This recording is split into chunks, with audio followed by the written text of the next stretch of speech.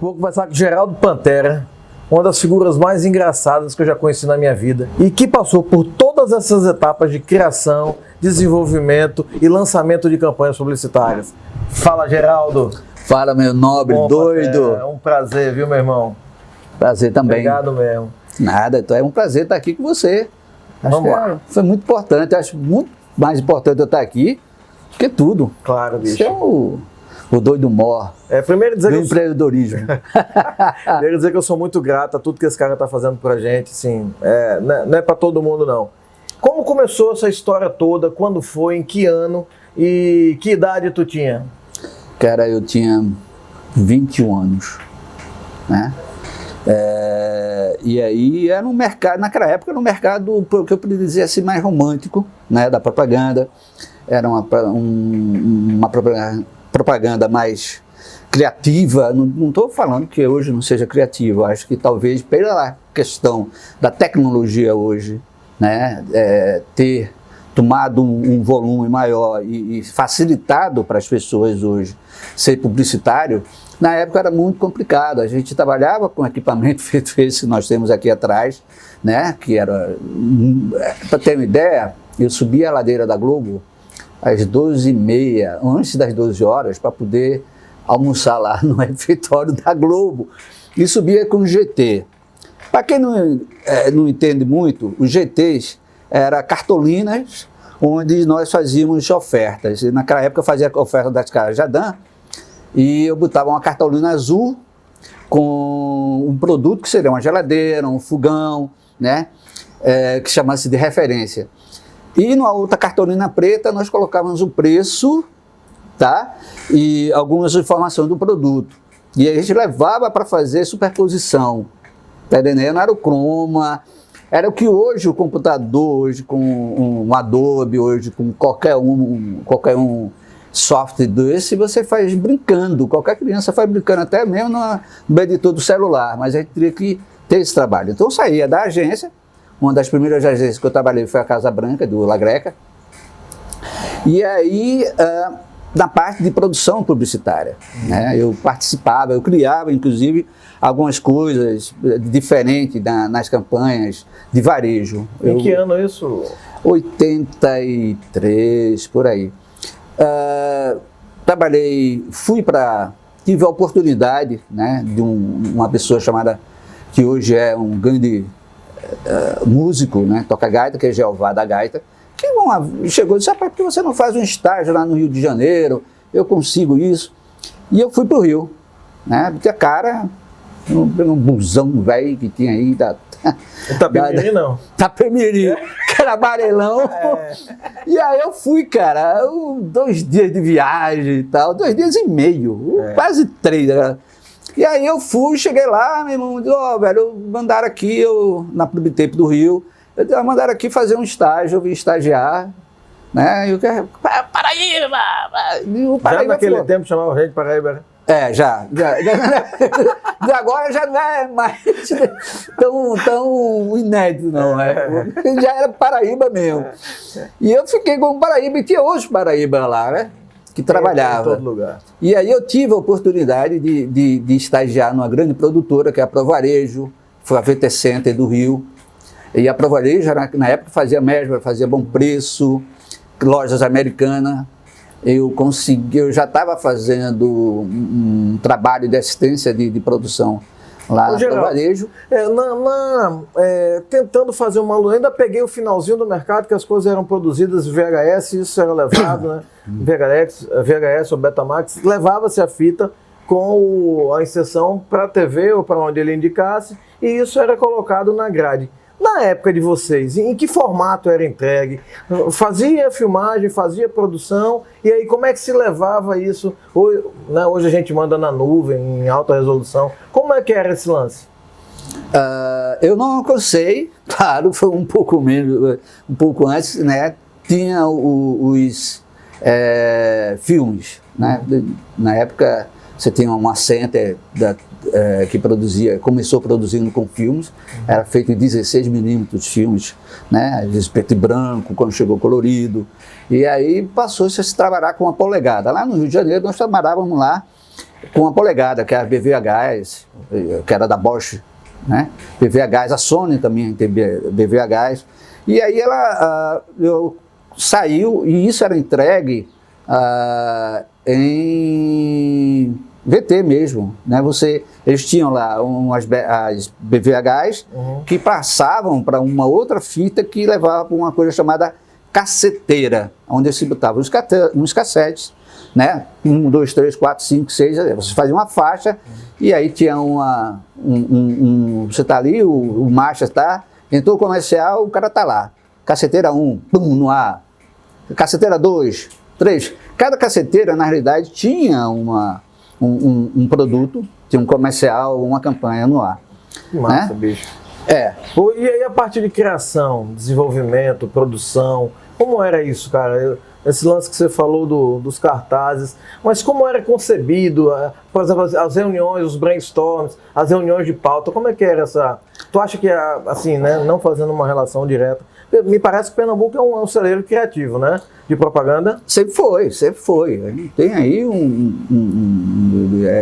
na época, e não se faz muito tempo, eu acho que você tinha uma Propeg, que tinha uns trabalhos que eu achei interessante, né, que era a questão da Casa Zé Araújo, faz a sua louvação. Então você tinha essa, eu não me lembro se era a Propeg, mas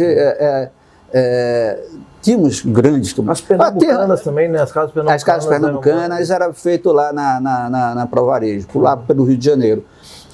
Depois o Bom Preço passou a ser produzido aqui também. Depois você teve o advento da Center.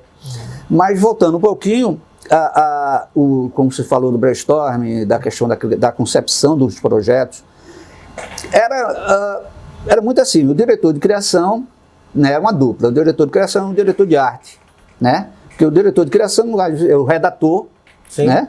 Então, vamos lá, vamos fazer o quê? O que a gente vai fazer agora? Vamos mudar um pouco, tá? Eu me lembro que a gente fazia as casas Jadã, e numa época da Rádio Cidade, teve um locutor chamado Ari Corione, que tinha uma voz parecida com o de Cid Moreira, tá?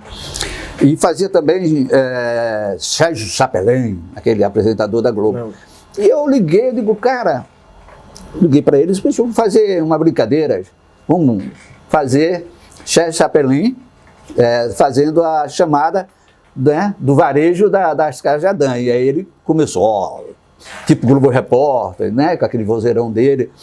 E foi um negócio interessante. E aí a turma da agência, gostei e tal. Aí eu sempre entrava na área da criação, né, quando eu estava lá e tinha os dois, porque na realidade a minha era produção, era de levar o material para a TV, produzir na TV, acompanhar a edição e daí entregar o produto.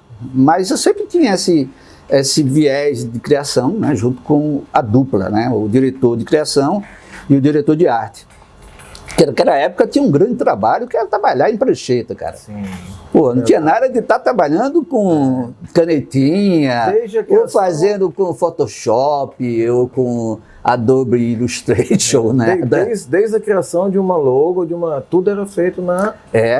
Exatamente, cara. Era na caneta, era no pincel, era no aerógrafo, tal. Vamos fazer uma ilustração, isso eu estou falando da produção gráfica, sim, né? Sim. Então, fazer a ilustração, tá lá o cara ilustrando fazendo com aerógrafo. Nossa. Né? O que você faz hoje com um software, o cara fazia na mão. Exatamente. Então, você passou por quais empresas aqui em Pernambuco e no Rio?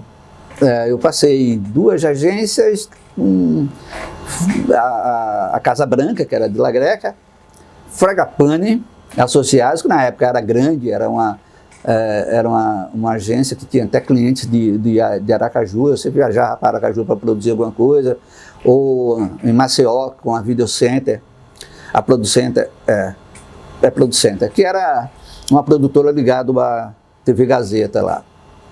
E aqui as televisões tinham um departamento de produção, de produção comercial, né? Que elas mesmas, às vezes, traziam seus próprios clientes e produzia direto lá, né? E foram essas duas. Claro, mas né? TV alguma? TV, sim. Eu trabalhei na TV Jornal muito tempo, produzindo carnaval. A minha área era de produção executiva, né? E na área também de criação. Eu trabalhava na área de criar produtos para o carnaval, para o São João. Depois eu fui fazer esse tipo de trabalho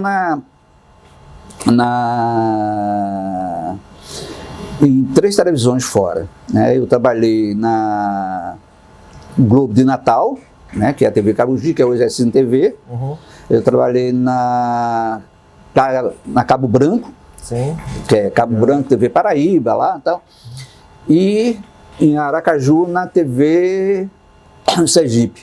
Nossa, todos afiliados desculpa, da Globo. Sergipe não. Atalaia, que na época era do SBT. Entendi. Né? Como é que foi? Desculpa, pode continuar. Não, eu só dizer que eu trabalhava lá criando produtos. Né? O calendário de eventos, tal, Dia dos Pais, Dia das Mães, tal, que era que a gente chamava de aproveitamento de calhaus.